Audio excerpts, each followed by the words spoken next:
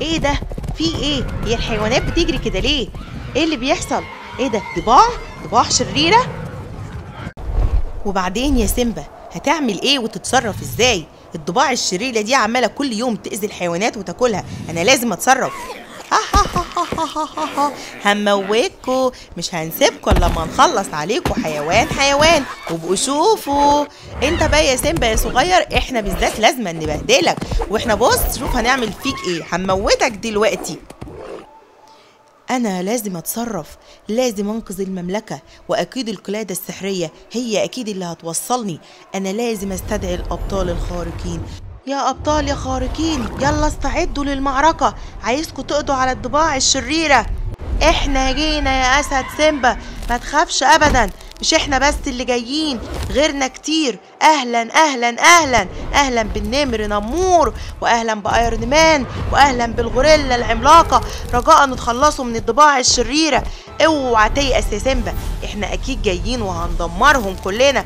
هو انت مش عارف قوتنا عامله ازاي؟ هو انتوا بس اللي جيتوا؟ لا استنى نشوف مين معانا كمان. اهلا بالنسر العملاق، اهلا يا جماعه، عايزاكوا تقضوا على الضباع الشريرة. والله لو اوريكوا دلوقتي وهتشوفوا هيحصل فيكوا ايه. اضحكوا دلوقتي هيجيلكوا اللي يقضي عليكوا. ايوه النمر النمور، انا جايلكوا دلوقتي وهظبطكوا. دلوقتي بقيتوا عاملين زي الكلاب مربوطين. انا جاي لك يا ضبع يا شرير، وكمان سارق الموز من الغابه، والله لاخده منك واطير، ولازم انا اوريك انا هعمل فيك ايه. انا دلوقتي هربطك واوديك للاسد سيمبا عشان تبقى عبره لبقيه الضباع يا شريره.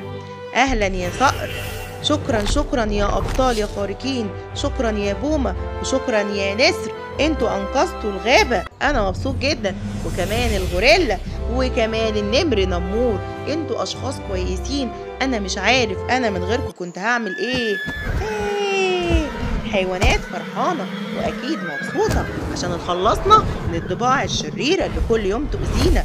انا مبسوط جدا بيكم، انتوا اقوى ابطال خارقين. انا دايما لو في اي مشكله في الغابه اكيد ان انا هستدعيكم. شكرا ليكم من كل قلبي.